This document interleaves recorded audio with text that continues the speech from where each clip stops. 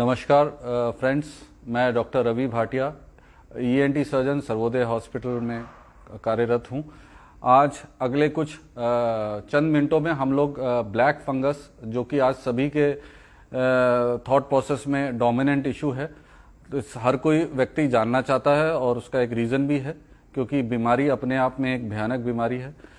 सारा समाज आज कोविड के एपिडेमिक के प्रकोप को झेल रहा है, लेकिन बहुत सारे मरीज जो अब हम देख पा रहे हैं, चिकित्सा जगत के लोग, कि जब कोविड से रिकवर हो रहे हैं तो वो ब्लैक फंगस की चपेट में आ रहे हैं। ब्लैक फंगस यानी म्यूकर माइकोसिस। म्यूकर माइकोसिस एक फंगल डिजीज है। फंगल डिजीज एक प्रकार का माइक्रो ऑर्गेनिज्म होता है, बैक्टीरियल डिजीज, वायरल डिजीज, उसी तरह फंगल भी होती है। फंगल क्या होती है? कई बार अगर हम देखें, छोटा सा उदाहरण है कि हम ब्रेड को बाहर छोड़ दें तो अगले दिन उसके अंदर एक गीलापन या एक ग्रीन कलर का गलन उसके अंदर आ जाती है, तो वो फंगस होती है। बरसात के मौसम में कई बार हम शूज़ को, हमारे शूज़ गीले हो जाएं तो हमारे वाइट कलर की हमारे शूज़ के अंदर एक ग्रोथ हो रखी होती है, उसको ही फंगस कहते हैं। ये फंगस पहले भी थी, म्यूकर माइकोसिस भी पहले थी, लेकिन किसी कारणवश, जो अभी हम डिस्कस करेंगे, ये अभी पिछले गत हफ्तों में ज़्यादा हो गई। बेसिकली कारण उसका यही है कि काफ़ी एग्रेसिव है। जिनको भी ये इन्फेक्ट करती है उनको काफ़ी नुकसान पहुंचा जाती है। अब लेकिन ये ऐसा क्यों होता है? क्योंकि इसके अंदर कुछ प्रॉपर्टीज ऐसी होती है म्यूकर माइकोसिस की, क्योंकि ये जहाँ पे भी फैलती है, ब्लड वेसल्स यानी खून की जो वेसल्स हैं उनको ये खाती जाती है, उनको डिस्ट्रॉय कर देती है। तो उसके बाद हमारी जो एंटीबायोटिक्स हैं वो भी उस एरिया में पेनिट्रेट नहीं कर सकती। नाम भी काला फंगस इसीलिए है क्योंकि जिस एरिया में ये इसका इन्फेक्शन होता है वो बिल्कुल ही काला पड़ जाता है, वो डिवाइटलाइज हो जाता है, यानी वो एरिया पर्टिकुलर डेड हो जाता है। दूसरी चीज जो इसको और ज्यादा खतरनाक बनाती है, जो सिर्फ काला नहीं करती, ये बोनी बाउंड्रीज जो हैं, यानी जो बोनी लैंडमार्क्स हैं, हमारे शरीर की थिक बोन्स हैं, उनको भी ये उनके अंदर अपना ये डिस्ट्रॉय करते हुए, छेदा करते हुए आगे बढ़ती है। नॉर्मली ये पैदा होती है नाक या साइनसिस के अंदर, और नाक और साइनस के रास्ते से ये आंख को क्रॉस करते हुए ब्रेन की तरफ चलती है। ये इसका एक रूटीन स्टैंडर्ड कोर्स होता है स्प्रेड होने का। और इसके अंदर जो सा कि हम डिस्कस कर रहे थे कि भयानक चीज ये है, क्योंकि ये एग्रेसिव है, तो कुछ चंद दिनों के अंदर ही ये नाक के रास्ते से आंख में पहुंचती है, और आंख में ये तुरंत ही कुछ 1 या 2 दिनों के अंतराल पे ही आंख के अंदर स्वेलिंग आने के बाद आंख की रोशनी चली जाती है। अगर हम उस स्थिति को उस टाइम नहीं संभाल पाते तो इसका अगला शिकार ब्रेन होता है, और ब्रेन में जाने के बाद इसके नतीजे बहुत ही गलत हो सकते हैं, यानी उन केसेस में मरीज को बचाया जाना संभव नहीं होता। हम जान लेते हैं कि ये किन व्यक्तियों को हो सकती है।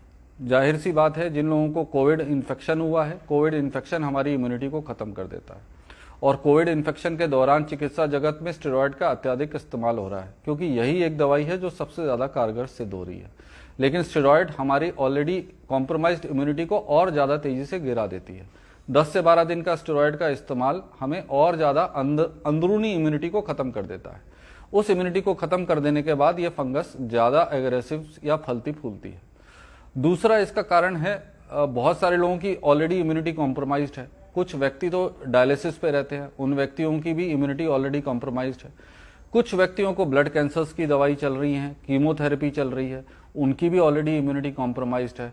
कुछ व्यक्तियों को ऑर्गन ट्रांसप्लांट होता है, उन लोगों को भी, ऑर्गन ट्रांसप्लांट के मरीजों को इम्यूनिटी कम करने की दवाई चल रही होती है, तो वो भी इनकी चपेट में आने की काफ़ी ज़्यादा क्षमता रखते हैं। तो इस प्रकार का ये जो एक और सबसे बड़ा ग्रुप होता है डायबिटीज़ का। डायबिटीज़ हमारे देश में ऑलरेडी एक एपिडेमिक है। हर 10 में से शायद 40 साल के व्यक्ति के ऊपर की बात करें तो हर 10 में से 2 या 3 व्यक्ति डायबिटीज़ से पीड़ित रहते हैं। तो डायबिटीज़ भी इसका एक बहुत बड़ा पोटेंशियल ग्रुप बनता है। डायबिटीज़ में भी हमारी इम्यूनिटी खत्म हो जाती है कुछ हद तक।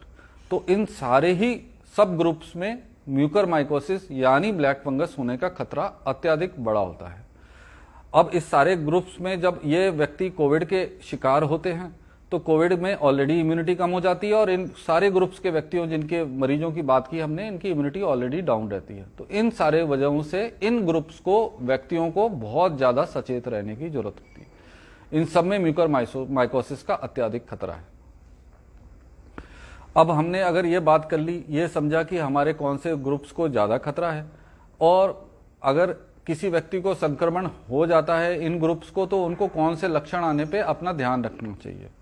सबसे पहले अगर ये फंगस अगर किसी को अटैक करती है तो उसको जो सबसे पहले जो शुरुआती लक्षण होते हैं, उसके फेस के अंदर हल्की सी सुरसुराहट, टिंगलिंग या नमनेस वाली फीलिंग आती है, यानी एक साइड का फेस का हिस्सा उसको अजीब सा सेंसेशन देने लगता है। ये इसके बिल्कुल शुरुआती लक्षण होते हैं।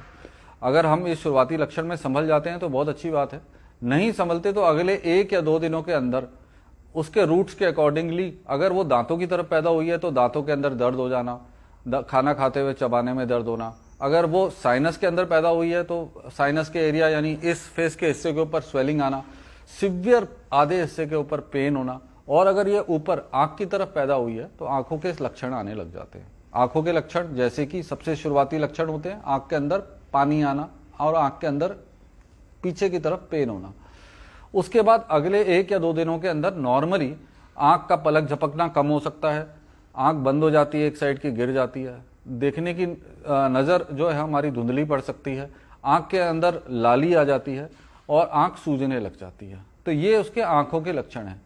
इसके अंदर हमें कतई कई मरीज, क्योंकि हमें जानकारी नहीं है और चिकित्सा जगत में हम अपने प्राइमरी फैमिली फिजिशियंस के पास जाते हैं, और उस दौरान अगर हमने इन चीज़ों को हल्के में ले लिया कि नहीं इन्फेक्शन है, एंटीबायोटिक खाएंगे, दांत का दर्द है, जुकाम तो मुझे पहले ही रहता था ना, अब थोड़ा सा नाक में से ब्लड आ रहा है और इस प्रकार के कोई आंखों के लक्षण है, कोई बात नहीं ड्रॉप्स डाल लेंगे, तो इसके अंदर लेकिन तब तक हमारे को इरिवर्सिबल डैमेज अक्सर हो जाती है।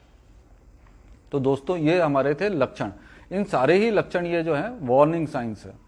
ये अब हमें किन चीज़ों को ध्यान रखना चाहिए इस कोविड के प्रकोप के दौरान हमें किस चीज़ों का ध्यान रखें, एक स्वाभाविक सा प्रश्न होगा आप सबका कि हम इस म्यूकरमाइकोसिस यानी ब्लैक फंगस से बच पाएं। सबसे इंपॉर्टेंट है अपना ब्लड शुगर कंट्रोल रखना, सबसे इंपॉर्टेंट बात है। जो व्यक्ति डायबिटीज हैं उनको तो बहुत ही ज़्यादा जरूरत है। इनफैक्ट जो नॉर्मल हैं, जो नॉन डायबिटिक ग्रुप है, उनके अंदर भी स्टेरॉयड देने के बाद ब्लड शुगर लेवल का अत्यधिक इंक्रीज हो जाना एक स्वाभाविक सी बात है। तो उस दौरान जो व्यक्ति नॉन डायबिटीज भी हैं वो अपने नॉर्मल फिजिशियंस के पास मिलें या डायबिटोलॉजिस्ट के पास मिलें या एमडी मेडिसिन डॉक्टर्स के पास मिलें या जो उनका कोविड डॉक्टर है उनसे मिलें, वो उनकी इस बढ़ी हुई शुगर को दवाइयों के द्वारा सेट कर देंगे। और जो ऑलरेडी डायबिटिक व्यक्ति हैं, जिनकी शुगर ऑलरेडी बढ़ी रहती थी, तो उनको कई बार इंसुलिन देने की आवश्यकता पड़ती है। तो वो लोग व्यक्ति इंसुलिन पे जाएं। अगर उनको उनके चिकित्सक के द्वारा ये एडवाइस मिल रही है कि आप कुछ दिनों के लिए टीके लगा लें, तो वो उनके लिए बहुत ही जरूरी है। उस एडवाइस को नज़रअंदाज ना करें, क्योंकि अगर शुगर बढ़ गई और बड़ी शुगर के अंदर ये फंगस आ गई तो इसका इलाज बहुत ही कॉम्प्लेक्स है, जिसके बारे में अभी हम बात करेंगे। एक तो अपनी शुगर को कंट्रोल रखना बहुत ही इंपॉर्टेंट बात है। दूसरा, इस एपिडेमिक के दौरान हम लोग देख रहे हैं कि बहुत सारे लोगों को ऑक्सीजन यानी हाइपोक्सिया, ऑक्सीजन की कमी हो रही है, हाइपोक्सिया हो रहा है। तो इस हाइपोक्सिया के लिए पेशेंट को तरह तरह के फेस मास्क का यूज करना पड़ रहा है, नेजल प्रॉन्ग्स का यूज करना पड़ता है, ऑक्सीजन सिलेंडर से जुड़ी हुई पाइप्स का यूज करना पड़ता है, नेबुलाइजर्स का यूज करना पड़ता है, ऑक्सीजन के सिलेंडर्स रहते हैं, यानी ऑक्सीजन और मरीज के बीच में जो ऑक्सीजन आदान प्रदान करने वाली टेक्नोलॉजी का पाइप्स का, डिस्पोजेबल आइटम्स का इस्तेमाल करना पड़ता है। ये कई बार नाक के अंदर पड़ी रहती हैं और छोटा सा जख्म कर देती हैं, घाव कर देती हैं, या वो खुद इन्फेक्टेड हो जाती हैं। जिस प्रकार से हमें इन्फेक्टेड लोहे की कोई चीज लगने से टेटनस का खतरा रहता है, उसी प्रकार अगर हमारा ऑक्सीजन का एपरेटस कहीं से भी कंटामिनेट हो गया यानी संक्रमित हो गया, तो उसके द्वारा भी यह फंगस अंदर प्रवेश करती है। तो जो व्यक्ति लंबे समय के लिए ऑक्सीजन ले रहे हैं, जो कि इस कोविड काल के दौरान हम देख रहे हैं कि बहुत सारे लोगों को ऑक्सीजन लेना पड़ रहा है, तो वो अपने इस डिस्पोजेबल आइटम को तय समय सीमा पे डिस्कार्ड कर दें, उनको फेंक के नया वाला सिस्टम लें। ये नहीं कि एक पाइप लिया या एक मास्क लिया हम उसको लंबे समय तक चला रहे हैं, वो आपको फंगस दे सकता है। तीसरा जो होता है, अपनी इम्यूनिटी अच्छी रखनी है। अपनी इम्यूनिटी कम करने के लिए कोई भी ऐसा काम नहीं करना जिससे हमारी इम्यूनिटी डाउन ना हो, कि कुछ हम अपनी एक्सरसाइज बहुत कर रहे हैं कि कोविड से रिकवर होने के लिए, या धूप में काम कर रहे हैं, धूप में घूम रहे हैं जिससे कि हमारी इम्यूनिटी, या भूखे पेट रह रहे हैं, इस प्रकार से कोई काम नहीं करना। इनफैक्ट अपनी इम्यूनिटी को बहुत स्ट्रांग और हेल्दी रखना है, तभी हम अपनी इस ब्लैक फंगस से बच पाएंगे। अगर ये सब हो जाता है अनफॉर्चुनेटली कोई परिवार का व्यक्ति इस म्यूकरमाइकोसिस का शिकार हो जाता है, तब हमें क्या कदम उठाने हैं? तब तुरंत ही हमने अपने ईएनटी, डेंटल या अपने आई सर्जन के पास जाना है।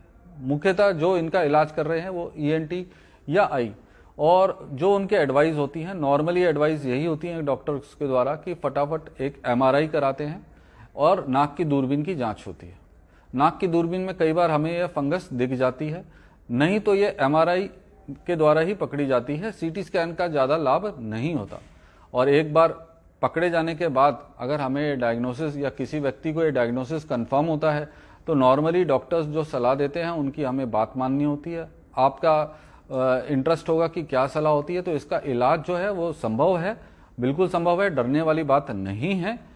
इसका इलाज नॉर्मली इसका इलाज ऑपरेशन और दवाइयों के द्वारा, दोनों चीज़ों के द्वारा होता है। ऑपरेशन का कंट्रीब्यूशन लगभग 30% होता है, 70% कंट्रीब्यूशन इसका मेडिसिन के द्वारा होता है। एंटी फंगल दवाइयाँ होती हैं जो लगभग 15 से 20 दिन चलती हैं, लेकिन इसका इलाज काफ़ी खर्चीला है, क्योंकि जो आज की डेट में एंटी फंगल दवाइयाँ हैं वो काफ़ी महंगी हैं और वो बाज़ार में आराम से उपलब्ध भी नहीं है।